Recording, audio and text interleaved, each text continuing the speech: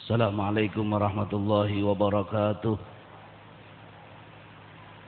Alhamdulillah wassalatu wassalamu ala sayyidina Muhammad ibn Abdullah wa ala alihi wa sahbihi wa man walah. Rabbi syrah li sadri wa yassir li amri wahlul 'uqdatam min lisani yafqahu qawli wahdi qalbi wa saddid lisani bihaqqi sayyidina Muhammadin sallallahu alaihi wasallam.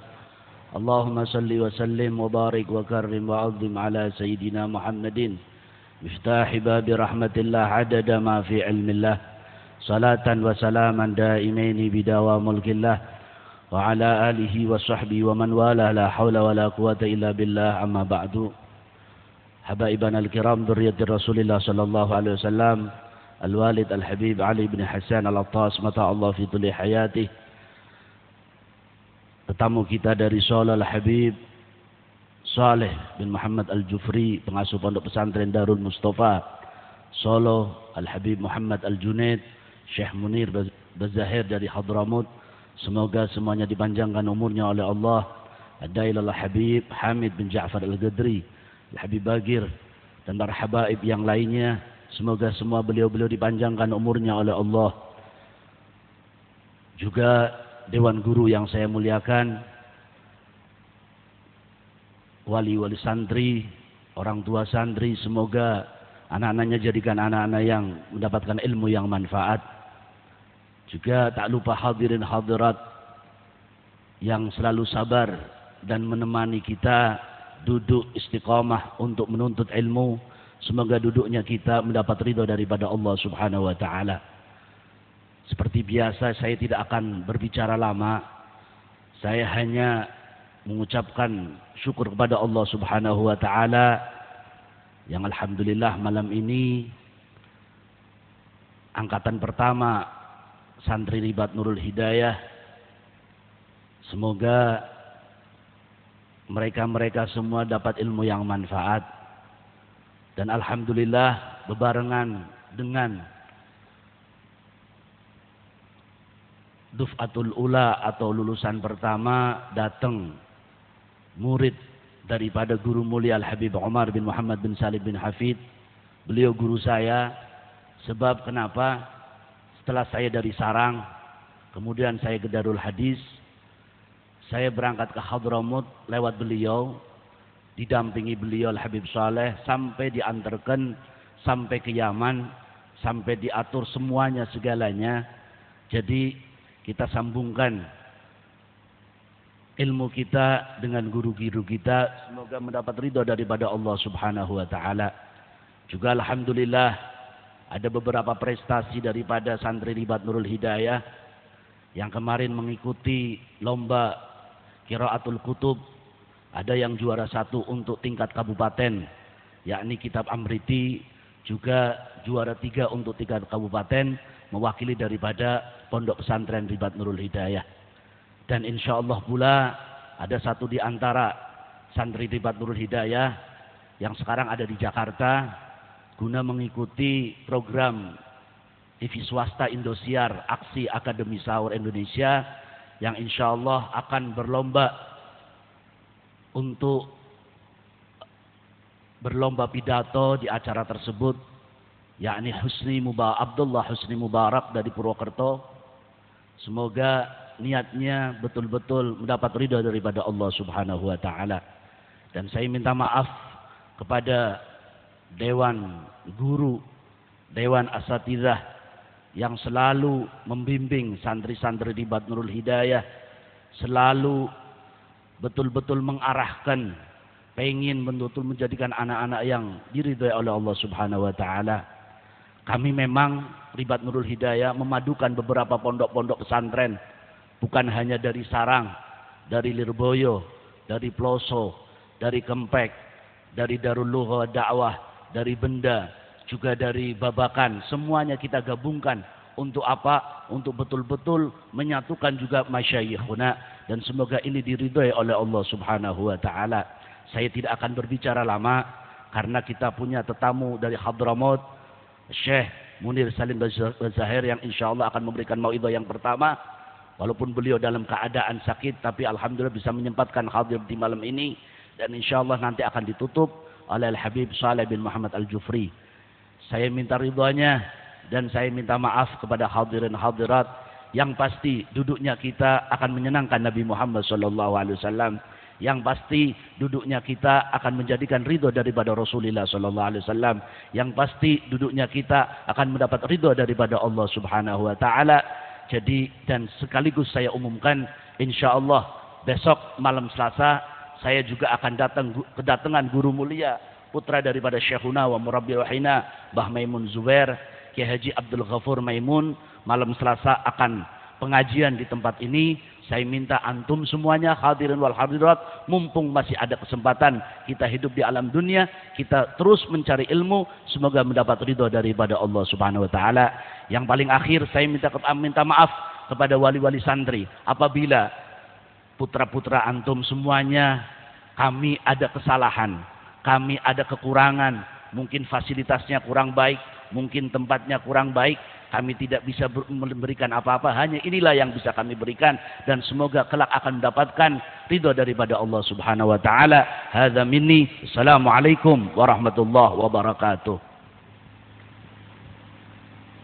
Bismillahirrahmanirrahim. Alhamdulillah waliyus salihin. Sallallahu wasallam wa baraka ala sayyidina Muhammad النبي الهادي الأمين وعلى آله وأصحابه الغر الميامين وعلينا معهم وفيهم برحمتك يا أرحم الراحمين يا الله يا قوي يا متين. Segala puji bagi Allah Subhanahu Wa Taala. Beliau membuka ceramahnya, yaitu zat yang menjadi kekasih orang-orang saleh, dan beliau juga bersolawat kepada Nabi Muhammad sallallahu alaihi wasallam. أما بعد الأخوة الأكارم السلام عليكم ورحمة الله تعالى وبركاته. مما لا يخفى على طلاب العلم وعلى المتصلين بأهل العلم المنزلة القصوى التي يحتلها طلب العلم في الإسلام، فإن الله سبحانه وتعالى في كتابه العزيز لم يأمرنا بالاستزادة من شيء كالاستزادة من العلم، كما قال الله سبحانه وتعالى في كتابه وقل ربي زدني علما. Mungkin kita semua telah mengetahui, kita semua tidak meragukan lagi akan posisi dan derajat yang tinggi yang dimiliki oleh mereka orang-orang yang menuntut ilmu, orang-orang yang mempunyai hubungan erat dengan para ulama. Mereka adalah orang-orang yang utama yang mendapatkan posisi dari Allah Subhanahu Wa Taala, sehingga atas dasar itulah Allah Subhanahu Wa Taala tidak memerintahkan, tidak menganjurkan kepada kita untuk meminta tambahan di dalam sesuatu, seperti perintah Allah agar kita senantiasa meminta tambahan di dalam ilmu. Dalam hal ini Allah Subhanahu Wa Taala mengatakan, wa qur rabbi zidni ilma. Katakan wahai kekasihku Muhammad, Rabbi zidni, ya Allah tambailah kami ilmu. Wa asyraful ulum 'ala al-itlaq al-ulum al-mu'arrifah billah subhanahu wa ta'ala. Hadha al-ilah al-'azim alladhi awjadana subhanahu wa ta'ala la yumkin al-wusul ilayhi illa biwasitati al-'ilm. Fa afdalul ulum 'ala al-itlaq al-'ilm al-mu'arrif billah subhanahu wa ta'ala. Sedangkan ilmu yang paling agung, ilmu termulia dari sekian banyak ilmu-ilmu tersebut adalah ilmu-ilmu yang dapat mengenalkan kepada Allah Subhanahu Wa Taala. Itu adalah ilmu yang paling utama secara mutlak. Wa fadilatul ilm fil Islam anna al-insan alladhi yata'allam al-ilm yasluku al-Mawla Subhanahu wa ta'ala bihi fi dunyah إلى الثمرة العظيمة وهي أن يحله في جنة الله سبحانه وتعالى، كما أشار إلى ذلك المصطفى في حديثه من سلك طريقا يلتمس فيه علما سهل الله له طريقا إلى الجنة. Orang yang mempunyai ilmu atau orang-orang yang menuntut ilmu disediakan tempat yang istimewa yang Allah janjikan, seperti yang telah diisyaratkan oleh Nabi Muhammad sallallahu alaihi wasallam. Barang siapa yang berjalan menempuh sebuah jalan yang nantinya akan bersentuhan dengan ilmu, maka akan Allah gampangkan jalan menuju surga. ولذلك لا وصول إلى جنة الله سبحانه وتعالى إلا بالعلم. Dari itulah tidak ada kesempatan untuk sampai kepada surganya Allah melainkan dengan ilmu. ولذلك جاء عن الأسلاف أنهم قالوا رضوان الله تعالى عنهم وأرضاهم كن عالما أو متعلما أو محبا لهما ولا تكن الرابع فتهلك. Dari situlah para salafus saleh mengatakan, jadilah engkau sebagai orang yang alim, atau kalau tidak jadi orang yang belajar, muta'allim, atau kalau tidak jadilah engkau sebagai orang yang cinta kepada keduanya. Jangan menjadi orang yang keempat, karena dengan itu engkau akan binasa. والعلم هو وظيفة النبي محمد عليه الصلاة والسلام، ويكفي المتعلم من الذكور والإناث فخرا أنهم مشتغلين بوظيفة الأنبياء، ورسول الله صلى الله عليه وسلم يقول إنما بعثت معلما. Ilmu atau mengajarkan ilmu adalah tugas para nabi, tugas Nabi Muhammad sallallahu alaihi wasallam. Maka cukup sebagai sebuah kebanggaan tersendiri bagi mereka orang-orang yang menyibukkan dirinya dengan ilmu, bahwa dia sedang mengerjakan tugas Rasulullah sallallahu alaihi wasallam, di mana beliau pernah mengatakan, sesungguhnya aku hanya diutus untuk sebagai pengajar. ولكن الرسول عليه الصلاة والسلام يوضح الصلة بين تعلم العلم والعمل بالعلم والتخلق بأخلاق العلم، فيقول عليه الصلاة والسلام كما في حديث أبو بكر الخرائطي في كتابه الأخلاق، يقول عليه الصلاة والسلام إنما بعثت لأتمم مكارم الأخلاق. Namun begitu, ilmu yang dimaksud oleh Rasulullah sallallahu alaihi wasallam bukan hanya semata-mata ilmu itu sendiri, namun harus dibarengkan dengan amal, digandengkan dengan akhlak, sehingga diriwayatkan oleh seorang imam di dalam kitab Al-Akhlaq bahwasanya Rasulullah sallallahu alaihi wasallam bersabda bahwa saya diutus hanya untuk menyempurnakan akhlak. فلذلك لا ينفع العلم إذا انفك عن الأخلاق. Dari itu tidak ada kemanfaatan sebuah ilmu bila mana berpisah dari akhlak. فالشيطان مثلا عنده علم كثير. Kita tahu syaitan mempunyai ilmu yang banyak. ولكنه مبغوض عند المولى سبحانه وتعالى لأن علمه تجرد عن الأخلاق وتجرد عن الامتثال لأوامر المولى الخلاق جل وعلا، فكان من المطرودين من رحمة الله تعالى ورضوانه. Syaitan meskipun banyak ilmu yang dia dapatkan, namun syaitan dibenci oleh Allah Subhanahu wa taala karena ilmu yang dimiliki tidak bersamaan dengan akhlak.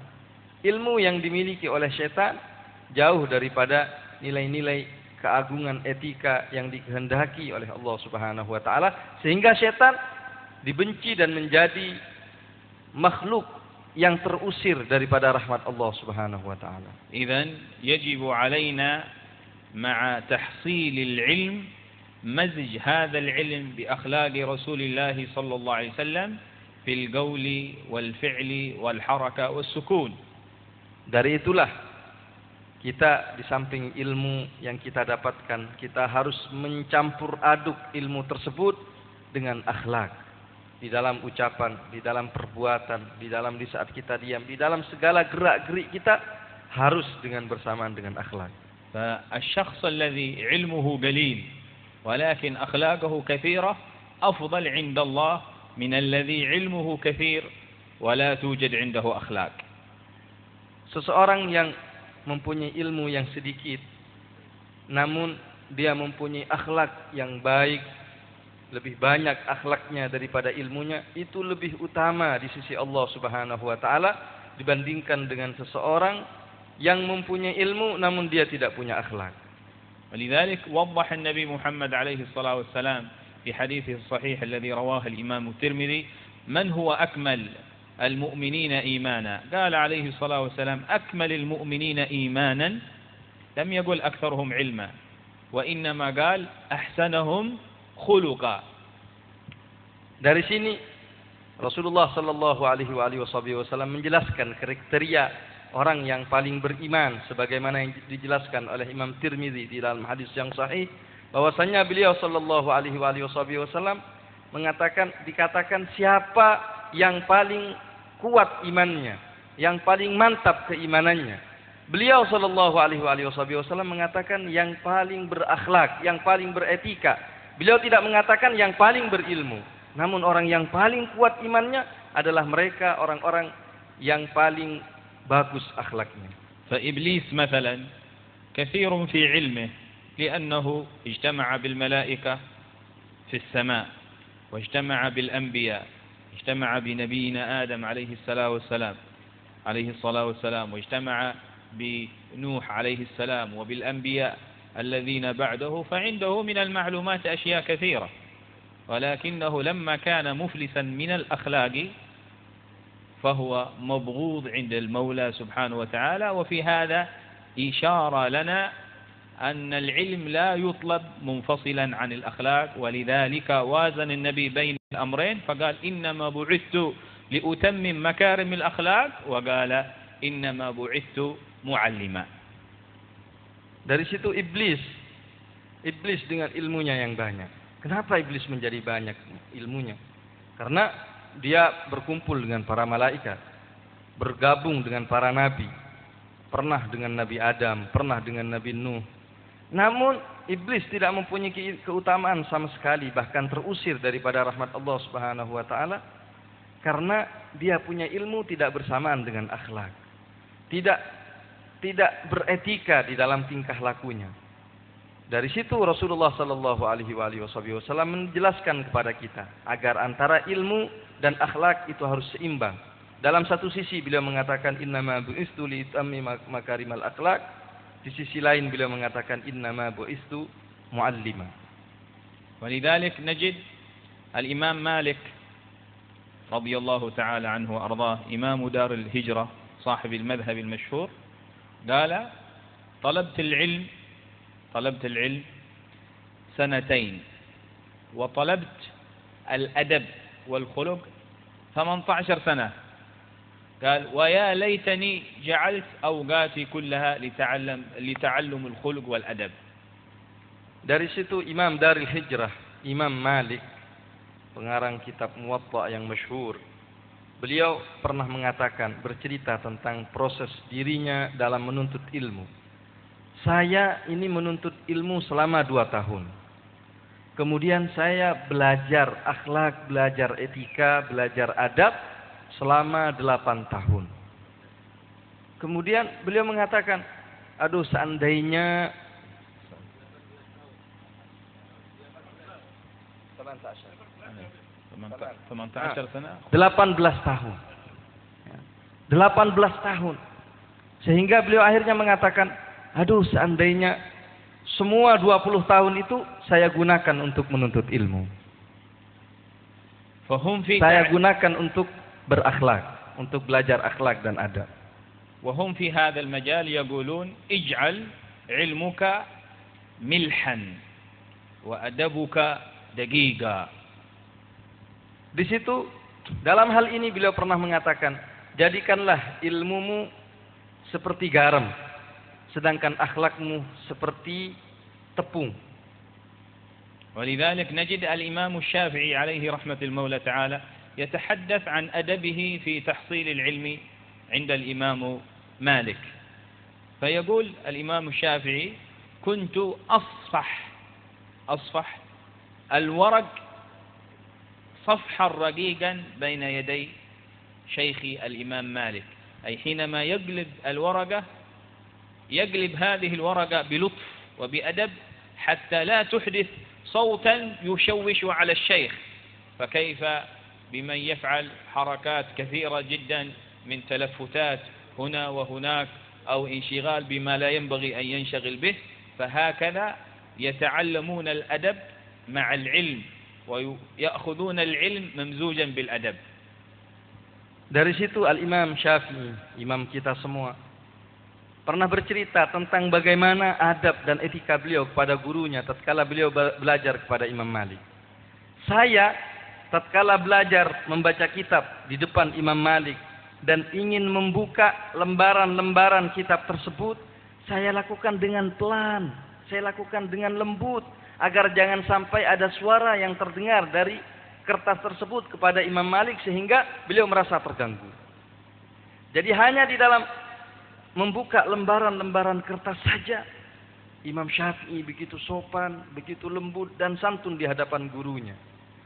Sekarang bagaimana dengan kita yang di dalam menuntut ilmu masih mempunyai perlakuan-perlakuan yang agak liar. Kadangkala kita loncat ke sana, loncat kemari. Kadangkala kita melakukan hal-hal yang tidak semestinya kita lakukan. Hal-hal yang tidak perlu kita lakukan. Apakah ini termasuk etika dan akhlak? ولأنه جمع الإمام الشافعي عليه رحمة المولى تعالى بين العلم والأدب لم يبلغ من العمر إلا زمنا بسيطا حتى صار من الأئمة الكبار. Dikarenakan Imam Syafi'i sanggup dan mampu untuk mengumpulkan antara ilmu dan adab, antara ilmu dan akhlak, maka jadilah Imam Syafi'i menjadi seorang imam, seorang ulama yang besar dalam tempo waktu yang singkat. Beliau telah menjadi seorang imam yang masyhur padahal beliau masih belia. ولكنه مع هذا لم يدعي الإمامة ولم يدعي الاجتهاد حتى صرح بذلك شيخه الإمام مالك عليه رحمة المولى تعالى. Meskipun kemampuan dan kehebatan Imam Syafi'i seperti itu, beliau tidak serta-merta mengaku dirinya seorang imam. Tidak langsung mengaku dirinya merasa orang yang alim. Sampai pada akhirnya sang guru yaitu Imam Malik yang menubatkan beliau sebagai seorang imam. فجاءت مسألة إبان طلب الإمام الشافعي العلم على شيخه الإمام مالك في الطلاق. فأفتى الإمام مالك في هذه المسألة بأن الطلاق نافذ وأن الزوجة قد طلقت من هذا الزوج بهذه الصيغة. فخرج الرجل فوجد الإمام الشافعي فعرض عليه المسألة فقال له لم تطلب منك الزوجة والدليل كذا وكذا وكذا وكذا وكذا. فرجع هذا الرجل وأخبر الإمام مالك بأدلة الإمام الشافعي في هذه المسألة. فتراجع الإمام مالك عن اجتهاده وأطلق عبارة تفيد أنه قد أجاز الإمام الشافعي في إمامة العلم. فقال من أراد العلم النفيس فعليه بمذهب ابن إدريس. Hal ini dilakukan, kejadian penobatan Imam Syafi'i menjadi seorang imam tatkala beliau sedang belajar kepada Imam Malik radhiyallahu anhuma wa ardhahuma. Tatkala beliau Imam Malik ditanya oleh seseorang tentang suatu permasalahan, seseorang menyampaikan kata-kata cerai kepada istrinya. Dan dia bingung, akhirnya ditanyakan kepada Imam Malik, apakah kata-kata tersebut dapat menyebabkan tercerainya istri?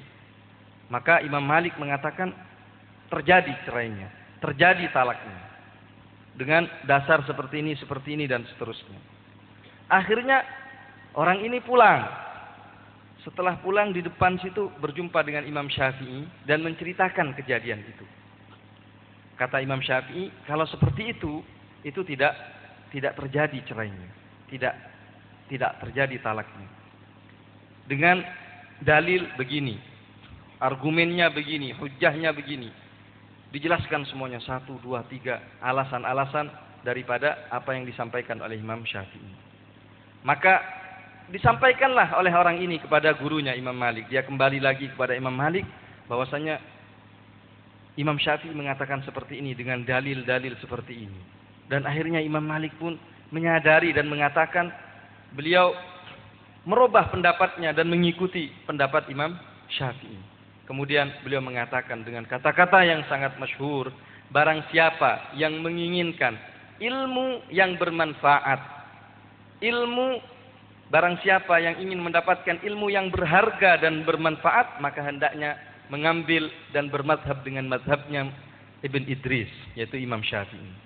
فنزل هذا الرجل إلى الإمام الشافعي وأخبره بهذه الشهادة من شيخه، فهل أغتر أو هل انتفخت نفسه وامتلأت بالعجب؟ لا، قال عد وقل له. لما قال له الإمام مالك يقول من أراد العلم النفيس فعليه بمذهب ابن إدريس، قال عد وقل له كيف يكون كذلك وهو تلميذك يا مالك. Kemudian setelah kata-kata ini didengarkan oleh orang tadi langsung bergegas kepada Imam Syafi'i dan menceritakan kata-kata Imam Syafi'i, kata-kata Imam Malik yang berkata, barang siapa yang menginginkan ilmu yang berharga, maka mengambillah daripada Imam Syafi'i, Muhammad bin Idris. Kata-kata itu tidak membuat Imam Syafi'i bangga diri, membuat Imam Syafi'i bangga hati dan sombong, tidak. Malah sebaliknya, Imam Syafi'i mengatakan, katakan kembali lagi kamu kepada guruku Imam Malik, katakan apakah bisa seperti itu, padahal dia itu hanyalah murid daripada Imam Malik. ولهذا نجد تأصل وانطباع التربية في الإمام الشافعي حتى صدرت منه مع اتساعه في العلوم ومع كثرة مؤلفاته ومع أنه المؤسس لعلم الأصول، إلا أن تأصل وثبات وتجذر الأدب في ذاته لم ينفك عنه مع أنه في هذه المرتبة، حتى قال في أواخر أيام حياته وددت أن الناس أجمعين ينتفعون بعلمي هذا ولا ينسبون إلي منه شيء. هذا غاية في الأدب وغاية في التواضع وغاية في الخلق وغاية في التنكر للذات وعدم الرضا عن النفس. Lihat bagaimana Imam Syafi'i. Kita kenal kehebatan Imam Syafi'i. Bahkan beliaulah orang pertama kali yang mencetuskan sebuah ilmu yang sangat hebat, yaitu ilmu usul. Ilmu usulul fiqh adalah pertama kali yang mencetuskan adalah Al-Imam Syafi'i. Namun begitu, dengan karangan yang beliau miliki, keilmuan yang beliau miliki, serta masyhuran yang beliau dapatkan, namun beliau adalah seorang yang beretika. Beliau adalah tetap tawadhu, tidak pernah menyombongkan diri, sampai-sampai di akhir hayatnya beliau mengatakan, saya menginginkan, saya berharap agar semua orang bisa mengambil manfaat daripada ilmuku. Namun saya berharap agar ilmu tersebut tidak dinisbahkan kepadaku, ilmu tersebut tidak disandarkan kepadaku, tidak bahwa itu adalah ilmunya Imam Syafi'i. Biarlah saya tidak dikenal. Ini adalah bentuk daripada puncak etika, puncak daripada ketawaduan seseorang, yaitu menginginkan agar dirinya dianggap tidak mempunyai apa-apa. Dia ingkar terhadap jati dirinya sendiri. Dia adalah seorang yang betul-betul mengerti kehambaan sehingga disertai dengan ketawaduan yang tinggi. ولذلك نجد عالم من كبار علماء المسلمين يتكلم في قصيدة شعرية عن أهمية الارتباط بين العلم وبين الخلق، فيقول والعلم لا ينفع وحده إن لم يتوج ربه بخلاقي. Dari situ ada seseorang imam, seorang ulama daripada ulama yang alim, yang mengerti akan hakikat ini. Beliau mengatakan di dalam gubahan syairnya bahwasannya ilmu, hanya ilmu sendiri, maka itu sama sekali tidak bermanfaat kepada seseorang, kecuali bila mana ilmu tersebut dipasangkan mahkota akhlak. Mahkota akhlak dengan ilmu, maka disitulah akan bermanfaat. ونجد الإمام ابن أبي جمرة عليه رحمة المولى تعالى، وهو من كبار رجال الحديث ومن كبار رجال العلم في زمانه وفي عصره، يأتي إليه تلميذ من تلامذته ويقول له قال فلان ابن فلان العلامة، فقال له يا بني إن هذا الرجل أعرفه وليس بعلامة، وإنما هو ناقل علم. ناقل علم. إنما العلامة عند السلف من جمع بين العلم والعمل. Diceritakan dari Al-Imam Abi Jamrah. Abi Jamrah datang muridnya mensifati seseorang, mensifati keilmuan yang dimiliki, dan dikatakan kepada beliau, dia itu adalah al-allamah, orang yang paling alim, orang yang sangat alim, mempunyai ilmu dari bermacam-macam disiplin ilmu. Maka Imam Abi Jamrah mengatakan, jangan kamu mengatakan allamah, tapi katakan dia itu adalah naqilu ilmin. Dia itu hanya sekedar menakal atau sekedar meriwayatkan ilmu. Jangan katakan allamah, karena sesungguhnya allamah, orang yang sangat alim itu adalah seseorang yang sanggup untuk menyatukan, meleburkan antara dua hal, yaitu ilmu dan akhlak, ilmu dan amal. وفي هذا إشارة إلى الشرط الثالث في العلم، وهو أن تتعلم وأن تتخلق وأن تعمل بما تعلمت به. قال إنما العلامة عند السلف من جمع بين العلم والعمل. Dari situ masuklah kita, dari kata-kata ini masuklah kita kepada syarat berikutnya yang menerangkan, yang mewajibkan bahwasannya ilmu itu bisa bermanfaat bila mana diamalkan. Sehingga isyarahnya sebagian para salafus saleh yang mengatakan allamah, orang yang paling berilmu, adalah orang yang sanggup untuk menyatukan antara ilmu dan amalnya. الشرط الرابع الإخلاص. فالعلم لا ينفع إلا مع الإخلاص. Syarat yang keempat ini adalah ikhlas. Karena ilmu tidak akan bermanfaat tanpa disertai dengan keikhlasan. وقد تقدم قول الإمام الشافعي وددت أن الناس ينتفعون بعلمي هذا ولم ينسب إلي منه شيء، إشارة إلى الإخلاص. Apa yang telah disampaikan oleh Imam Syafi'i barusan, yang mengatakan saya berharap agar semua manusia bisa mengambil manfaat, bisa mengikuti ilmuku ini, namun tidak disandarkan kepadaku. Ini menunjukkan akan keikhlasan yang dimiliki Imam Syafi'i. ولذلك نجد الإمام الحداد عليه رحمة المولى تعالى في كتابه تثبيت الفؤاد يقول: إذا وجدت الشخص ممن ينتسب إلى العلم يفرح إذا كتب اسمه على الكتاب الذي ألفه، ويحزن إذا لم يوجد اسمه على الكتاب، فاعرف أنه ليس من أهل الإخلاص. Dari situ Al-Imam Abdullah bin Alawi Al-Haddad mengatakan di dalam kitabnya Tathbitul Fuad, beliau mengatakan, bila mana ada seseorang merasa senang bila mana dirinya tertulis di dalam sebuah kitab, bila dirinya disebut di dalam sebuah tulisan atau di dalam sebuah kitab, dia merasa senang, dan merasa sedih bila mana tidak tertulis, maka ketahuilah orang ini bukan orang yang ikhlas. ويتكلم الإمام الحداد عن نفسه بعد أن حقق العلم وحقق الأخلاق وحقق العمل وحقق الإخلاص، فيتكلم عن علمه وعن عمله الذي وصل إليه، فيقول متحدثا بنعمة المولى تعالى عليه: ما من سنة سنها رسول الله صلى الله عليه وسلم إلا وأظن أني قد عملت بها.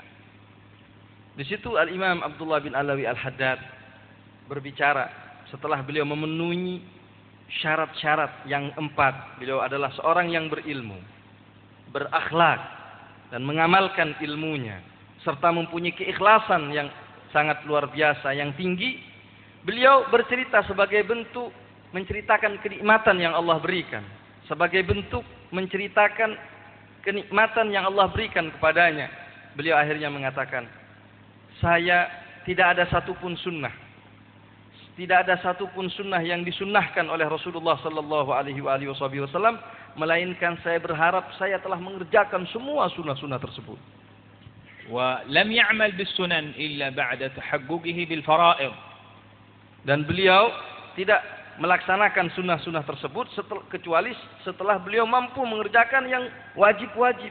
وبالأمس يوم الجمعة احتفلنا بحول الحبيب محمد بن طاهر الحداد الذي كان من تشبثه وحرصه على إحياء السنة، بينما كان جالسا في مجلسه سقطت شعرة من لحيته، فقال لبعض الحاضرين قم وادفن هذه الشعرة، لأن سنة الرسول عليه الصلاة والسلام أن من فصل من شعر الإنسان أو من لحمه أو من ظفره يسن أن يدفن، فأخذ هذه الشعرة وأمر بها حتى تدفن تطبيقا لهذه السنة التي كثير من الناس لا يبالون بأظفارهم أين تقع ولا بشعورهم أين تقع. Dari sini kita temukan bagaimana seorang ulama, gimana hari Jumat kemarin kita merayakan haulnya, Al-Imam Muhammad bin Tahir Al-Haddad, sangat perhatian, betul-betul memantapkan diri untuk melaksanakan sunnah-sunnah yang disunnahkan oleh Nabi Muhammad sallallahu alaihi wasallam, sampai dalam batasan di saat beliau sedang duduk di satu majelis bersama dengan para teman-temannya, bersama dengan para sahabat-sahabat dan murid-murid beliau, tiba-tiba beberapa helai daripada jenggot beliau jatuh. Kemudian dari jenggot yang jatuh tersebut, beliau mengatakan kepada salah satu daripada muridnya, ambil ini beberapa helai tersebut, ambil dan pendam. Pendam, karena itu termasuk salah satu daripada ajaran Rasulullah sallallahu alaihi wasallam. Manusia bila mana salah satu daripada anggota tubuhnya berpisah dari dirinya, maka disunnahkan untuk dipendam, dikubur, baik itu rambut ataupun kulit ataupun kuku, maka disunnahkan untuk dipendam. Nah, di mana hal ini banyak orang-orang yang tidak peduli terhadap sunnah ini. Betapa banyak kita biarkan rambut-rambut kita entah kemana, kuku-kuku kita entah kemana, tidak menghiraukan akan sunnah yang disunnahkan oleh Rasulullah sallallahu alaihi wasallam. Walladzina yuhyuna sunnata Nabi Muhammad alaihi salatu wassalam humul ladzina yu'azzu bihim al-Islam fi akhir az-zaman. Faqad jaa fi al-hadith anhu alaihi salatu wassalam annahu qala bada ad-din ghariban wa sayaudu ghariban kama bada. فطوبى للغرباء. ما وصفهم يا رسول الله؟ قال الذين يحيون ما أمات الناس من سنتي. Di akhir zaman seperti saat ini, orang-orang yang melaksanakan sunnah-sunnah Nabi Muhammad SAW termasuk kategori orang yang jarang. Orang yang jarang. Hal ini pernah ditegaskan oleh Rasulullah SAW, bahwasannya agama ini dimulai dalam keadaan asing dan akan kembali menjadi asing di akhir zaman. Maka beruntunglah mereka orang-orang yang merasa asing. Maka para sahabat bertanya, siapa mereka orang-orang yang merasa asing tersebut? Siapa orang-orang asing tersebut? Maka beliau sallallahu alaihi wasallam menjawab, yang mendapatkan keberuntungan di sini, mereka adalah orang-orang yang menghidupkan sesuatu yang telah dimatikan oleh manusia. Apa yang dihidupkan? Yaitu sunnah-sunnahku. Dia adalah orang yang menghidupkan sunnahku, di mana orang lain lalai dan mematikan sunnah-sunnah tersebut. Dialah al-ghuraba yang mendapatkan keuntungan dari Allah Subhanahu wa taala. Waqad dzakara al-Imam al-Kandahlawi fi kitabih Hayat as-Sahaba كيفية اهتمام الصحابة رضوان الله تعالى عنهم وأرضاهم بتعظيم سنة النبي محمد عليه الصلاة والسلام.